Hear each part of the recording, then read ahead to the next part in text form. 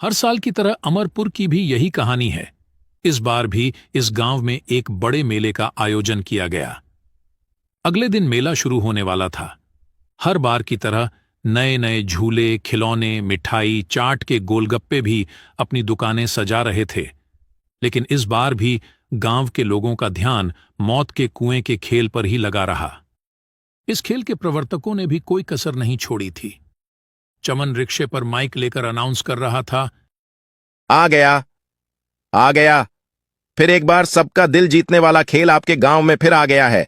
अगर देर की तो समस्या गंभीर होगी, क्योंकि सारे खेल बिक जाएंगे तो टिकट नहीं मिलेगी। गांव में हर कोई जल्द से जल्द टिकट खरीदना चाहता था और खेल का पहला शो देखना चाहता था। अगले दिन खेल का पहला शो था, लेकिन उसी रात गांव में एक अजीब घटना घटी। जहां मौत का कुआं दिखाने की तैयारी की जा रही थी, तभी अचानक आधी रात के बाद वहां से मोटरसाइकिल की आवाज आने लग जाती है। अचानक बच्चा बोलता है, पापा, पापा, जागो, देखते नहीं, मौत के कुएं का खेल शुरू हो गया है, देखते नहीं।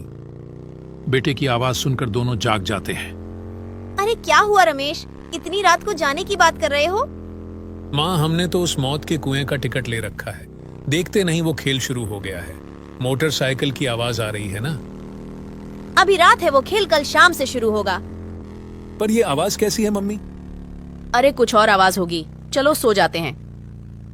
रमेश सो गया, लेकिन जैसे जैसे रात बीत रही थी मोटरसाइकिल की आवाज बढ़ती जा रही थी।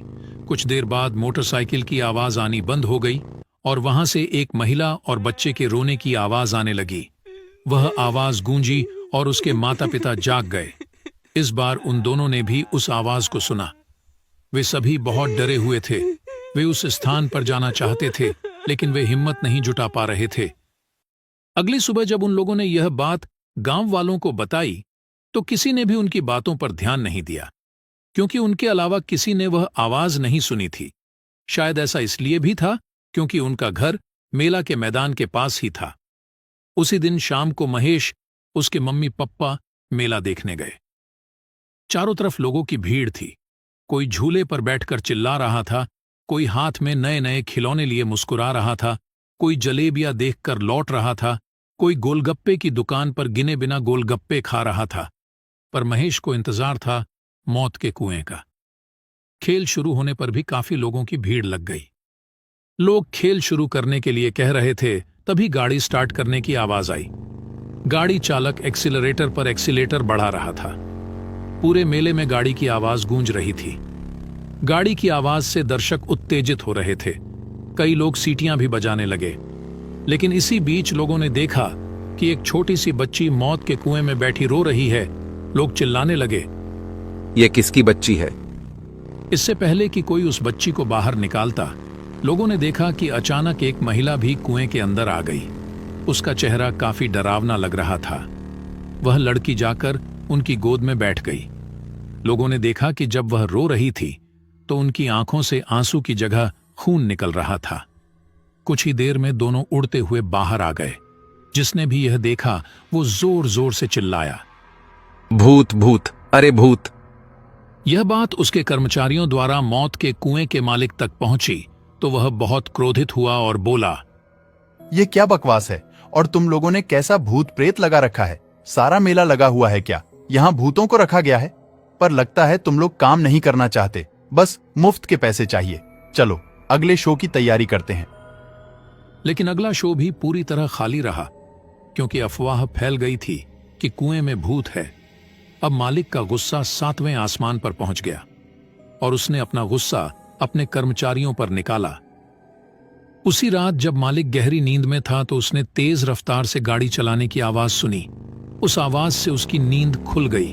वह गुस्से से बुदबुदाने लगा। जैसे ही वह वहां पहुंचा, उसने जो देखा उसे अपनी आंखों पर विश्वास नहीं हुआ। उसने देखा कि एक आदमी लगातार मौत के कुएं में गाड़ी चला रहा था। उस आदमी ने अपना सर नीचे कर रखा था। मालिक ने उसे आवाज लगाई, लेकिन गाड़ी चालक ने कोई जवाब नहीं दिया। उधर ये आवाज आसपास के पूरे गांव को सुनाई दी। हर कोई सोच रहा था कि इतनी देर रात ये कैसी आवाज आ रही है। सबको डर लग रहा था। फिर भी कुछ लोग हिम्मत करके गांव में एक जगह जमा हुए। मेरी बात सुनो, हम सबको सरपंच के पास जाना चाहिए। सरपंच को लेकर मेले के मैदान में जाना चाहिए। राहुल की बात तो सही है, वैसा ही करना होगा। सारे लोग सरपंच के घर जाने लगे। सरपंच के घर के पास सारे लोग पहुंच गए। एक ने सरपंच को आवाज लगाई। सरपंच जी, अरे सरपंच जी। सरपंच बाहर आते हैं। अरे क्या हुआ? सारी बात सरपंच को बताते हैं। फिर सरपंच और सारे लोग मेले की तरफ निकलते हैं। साथ में रमेश और उसके पप्पा भी थे। सरपंच के साथ मेले में पहुंचे। वहां भी उन्होंने वही नजारा देखा जो मौत के कुएं का मालिक देख रहा था। वह आदमी अभी भी लगातार गाड़ी चला रहा था। तभी अचानक से वही महिला और बच्चा वहां आ गया।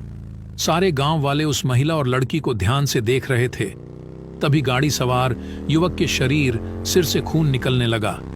उसके खून से मौत के कुएं की पूरी दीवार लाल हो गई थी। कुछ देर बाद महिला और बच्चा इसी तरह रोने लगे। अब सभी ग्रामीणों की हालत खराब हो गई है। कोई नहीं समझ पा रहा था कि ये कौन लोग हैं। तभी मौत के कुएं का मालिक फिर चिल्लाया। सुन नहीं रहे हो? कौन हो? लोगों को क्यों डरा रहे हो? मेरे खेल को बदनाम क्यों कर रहे हो? जल्दी यहां से भागो।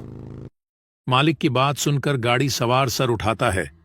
उसे देखकर मालिक की आवाज लड़खड़ाने लगती है। पेंट भी गीली होने लगती है। अरे जानते हो ये कौन है? तभी गाड़ी सवार गाड़ी रोकता है और कहता है, क्यों बॉस, आप बताएंगे या मैं उन्हें बताऊंगा? क्या बताऊं? मुझे कुछ नहीं पता। फिर विक्रम ने बताना शुरू किया। गांव वालों, मैं दुष्ट आदमी हूं। मेरे सीने में कलेजा नहीं है। मैं तो जानवर हूं। मेरा नाम विक्रम है। मैं पिछले साल तक इसके साथ काम करता था। आप जानते हैं कि मौत के कुएं में गाड़ी चलाना हर दिन मौत को गले लगाने जैसा है।